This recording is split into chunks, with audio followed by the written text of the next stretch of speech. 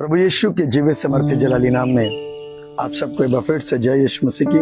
मैं पादी निर्मल जेकब एक बार फिर से एक छोटी सी शिक्षा को लेकर के आपके समक्ष में आया हूँ और चाहता हूँ कि हम और आप एक बार फिर से अपने ध्यान को इन शिक्षाओं की ओर केंद्रित करें, क्योंकि आज के युग में जरूरी है हमको समझना, क्योंकि कई बार हम गलत को भी सही समझने लग जाते हैं और बाइबल हमको कुछ और सिखाना चाहती है और कुछ और बताना चाहती है।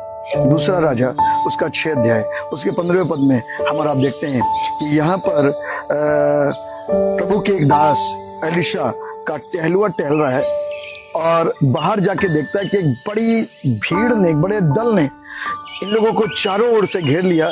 डर के मारे आया भाग कर के अंदर, स्वामी हम घिरे हुए हैं।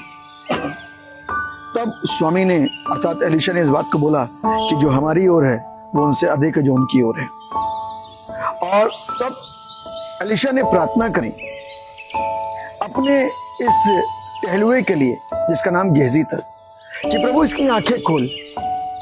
मेरे साथ रहने के बावजूद भी, प्रभु में होने के बावजूद भी, मसीहत में होने के बावजूद भी आंखें नहीं खुली, इनकी आंखों को खोल, क्योंकि ये इन आंखों से बाहरी लोगों को देख पा रहा है, संसारिकता को देख पा रहा है, लेकिन जो आत्मिक तरीके से बाड़ा परमेश्वर ने बांधा उसको नहीं देख पा रहा है।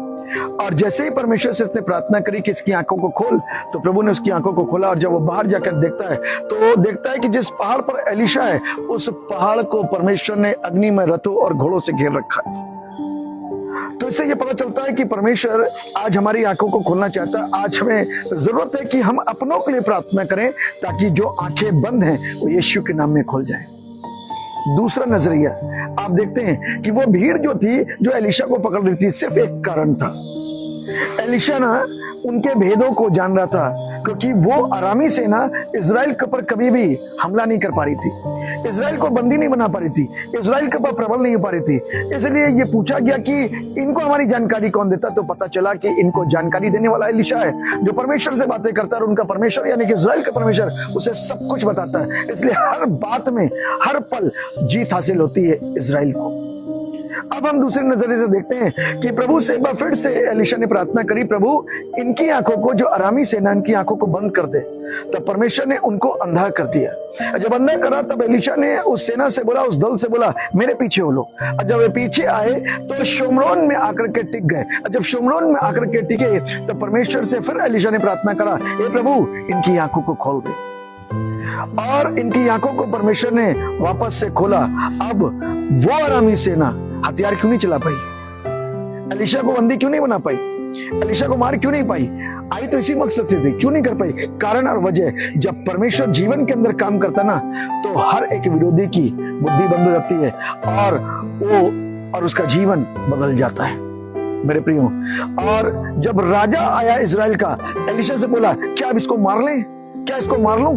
तब एलिशा ने इस बात को बोला, क्या तू हर एक को जिसको तलवार के बल पर तू बंदी बनाता है क्या मार दिया करता है? इनको खाना खिला, इनको सिखा और इनको इनके स्वामी के पास भेज दे। उसके बाद हम देखते हैं कि इजराइल कौम के ऊपर अरामी सेना ने दोबारा कभी कब्जा बनाने की, उसके ऊपर प्रबल होने की कोशिश नहीं करी, क्योंकि वो जान गए कि इनका परमेश्वर सिद्ध है। मेरे प्रियो, ये अंदर से जो शिक्षा लोगों के जीवन में नहीं है वो था गेहजी, जो साथ में रहने के बाद में भी, प्रभु के साथ में रहने के बाद, प्रभु के लोगों के साथ में रहने के बाद नहीं सह पा रहा है। और परमेश्वर ने इसकी आंखों को खुलवाया। ये जो आंखें वाले थे, प्रभु ने इनकी आंखों को बंद कराया ताकि इनके जीवन में चमत्कार करे। ये एक बाहर के लोगों के समान है जो चढ़ाई करते हैं, लोगों को मारते हैं, ताकि इनकी आंखें बंद हो और फिर खुलें ताकि ये चमत्कार को देखें और फिर प्रभु के लोगों को कभी दोबारा न सताए। ये शिक्षा में प्रियो आज हमको जानना है, अंदर आंखें खुलनी है, बाहर की आंखें बंद होकर के खुलनी है, ताकि सारी चीजें लोगों को क्लियर होने पाए। इस छोटी सी शिक्षा के द्वारा शायद आप अच्छी बातों को सीख पाए होंगे। यदि सीख पाए तो जरूर से अपने प्रत्युत्तरों को जरूर दीजिएगा कि आपने क्या समझा और क्या सीखा। परमेश्वर आपको ब्लेस करे। यीशु के नाम से मांगते हैं, आमीन।